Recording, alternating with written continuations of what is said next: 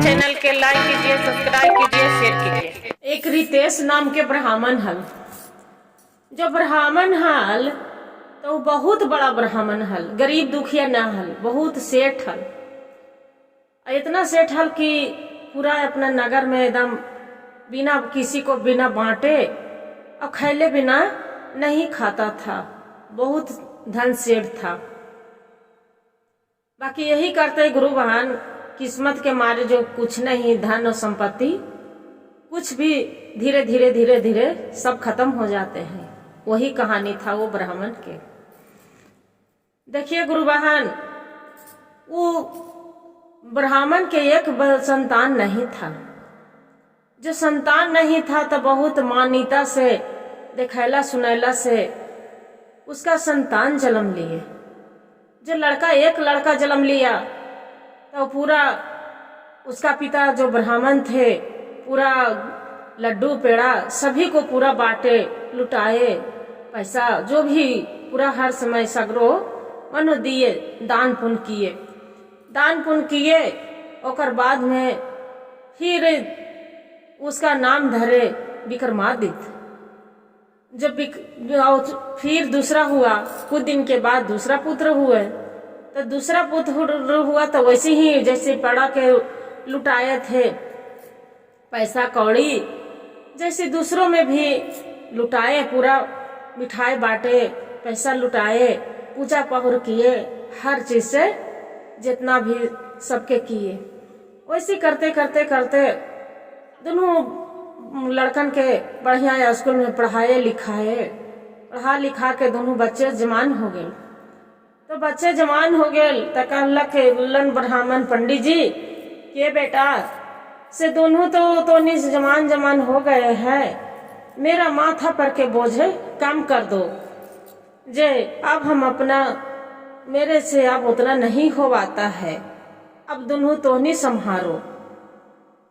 दोनों पुत्र के बुला के अब पंडित जी बैठा के अब बढ़िया से समझावे लगलन। दोनों बेटा एगो के रोहन नाम धैलन आ एगो के सोहन नाम धैलन। रोहन और सोहन दोनों बढ़िया से कारोबार 1 साल तक चलैलक। जो चलैलक दोनों के शादी विवाह कर दिलक।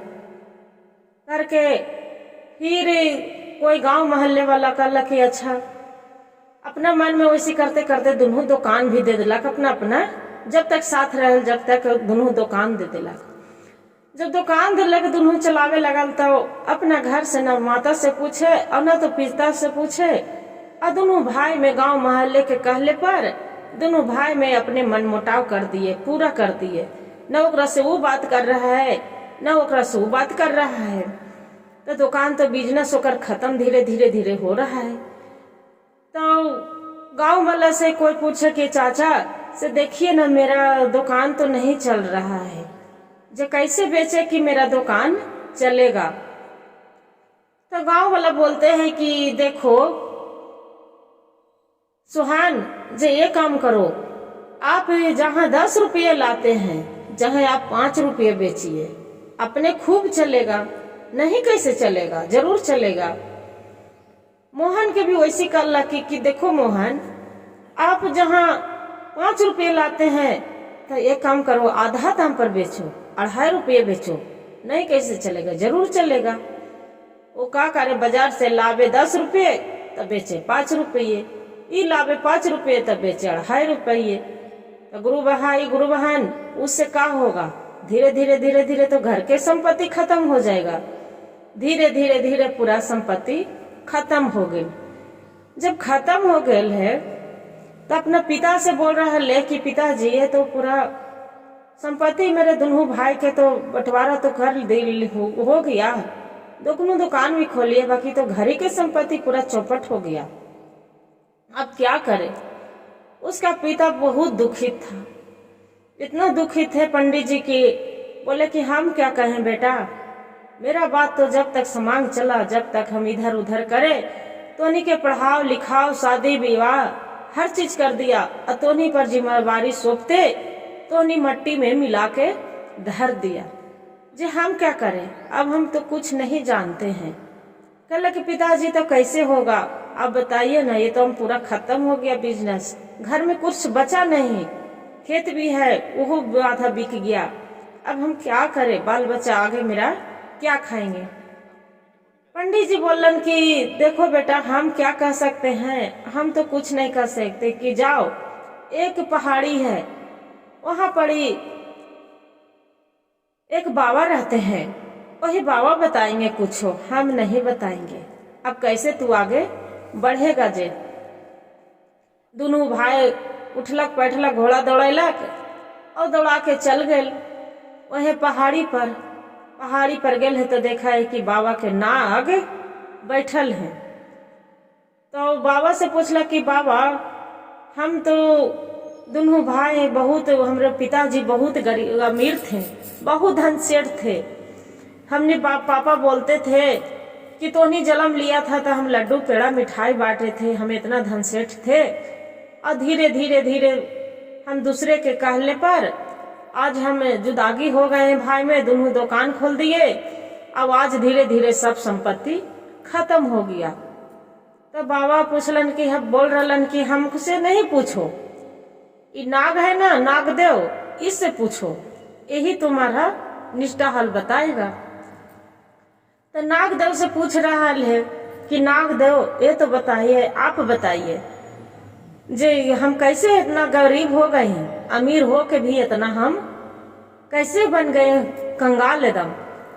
तो बोलते हैं नागदेव कि देखो, आज तो तू मेरा दरबार में पहुंच गया है पूछने के लिए, बाकी तो नहीं अपना बाप माई से जुदागी हुआ था तो अपना बाप माई के पूछा था कि पिताजी हम जुदा हो रहे हैं, तो बोले नहीं। ये अपना तो पिताजी से पूछा था कि पिताजी हम 10 रुपये लाते हैं तो 5 रुपये हम बेच रहे हैं, ताकि नहीं। वो दोनों भाई के वैसे पूछला नागदेव, ताकि ना के जवाब आए। तब नागदेव बोला था कि अच्छा ये तो बताओ, जो नहीं पूछा था तो दूसरे से गांव मोहल्ले में तू गया पूछने कि हम बिजनेस कर रहे हैं, कैसे दुकान चलेगा। तो पिताजी हैं तो बाहर दूसरे को सबको समझाते हैं, पूजा कराते हैं, जाके घर घर में कहानी बताते हैं। और तू अपना पिता बाप माई से नहीं पूछा, ना चाहा, बोलो तो कि नहीं, तो कैसे होगा आप बताइए। नागदेव बोलते हैं कि हम तो बताइए करेंगे, बाकी पहले हमरा जवाब दो। बोलते हैं कि नहीं नागदेव, हम तो नहीं पूछे, न हम अपना बाप से, न माई से, नहीं भाई से, किसी से नहीं पूछे। तो किससे पूछा? तो गांव के एक चाचा लगते थे, उसी से हम पूछ के काम करते थे। तो ये तो बताओ, कोई जो संकट आज तोरे हैं, आज कुछ होगा, हम ही हैं, रास्ते में कहीं दिख गया आपको, हम काट लेंगे तो अपना किसको से बताएंगे? अपना बाप माई से बताएंगे कि पहले गांव मोहल्ला वाला दौड़ के ले जाएगा? मोहन बोलते हैं कि नहीं, मेरा तो माता पिता पहले भी हैं, तो घर के आदमी दौड़ेगा। तो जो घर ही के आदमी दौड़ेगा तो फिर बाहर तो क्यों गया पूछने? बताओ क्यों गया फिर पूछने? इतना कंगाल कैसे बन गया? बोलता है सोहन की क्या करे प्रभु, मेरा से गलती हो गया। नागदेव आप ही कुछ बताइए, कुछ मेरा उपाय बताइए कि अब हम क्या करूं दोनों भाई, न तो हम भूखे मर जाएंगे और मेरा बाल बच्चा भूखे मर जाएगा।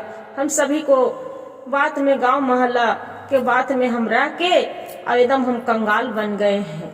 और कोई भी कुछ बोलता था तो घर के परिवार तो बहुत बुरा लगता था। वही फिर नागदेव बोलते हैं कि यही बात आपको हम पहले समझना चाहिए कि कुछ भी होगा तो मेरा घर के आदमी दौड़ेगा, घर के जो शिकायत करेंगे तो बाहर में आपको निंदा होगा, सब मौका का फायदा उठाएगा, सब हंसी लगाएगा, ठिठकोली मारेगा। बताओ, बाकी ये बात नहीं समझा ना? तक कि नहीं। नागदेव के चरण पर दोनों गिर जाते हैं भोले बाबा पर और बोलते हैं कि प्रभु आप मेरा जो भी है जो दया है आप कृपा बरसाइए कि दोनों भाई मिल के रहे, अब आगे आगे हमरा तरीकी होल जाए।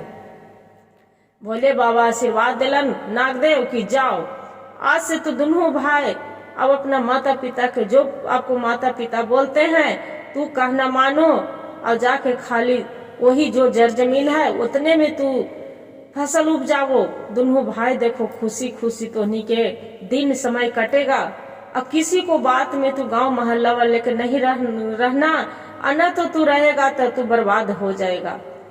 बोलते हैं कि ठीक है प्रभु। वहां से भोलेनाथ के चरण छू के और वहां पड़ी से दोनों भाई आ जाता है। जो घर में आ जाता है तब तो अपना पिताजी के बोलते हैं, जाके माफी मांगता है कि पिताजी मेरा माफ कर दीजिए, हमसे गलती हो गया कि दोनों भाई हम किसी को मैदान में हम पड़ गए गांव मोहल्ले को बल्ला में। बाकी आपसे हम एगो राय विचार नहीं किए, जो आपसे जो हम राय विचार करते पिताजी तो आज हमरा एक कंगाल नहीं देखने के मिलता।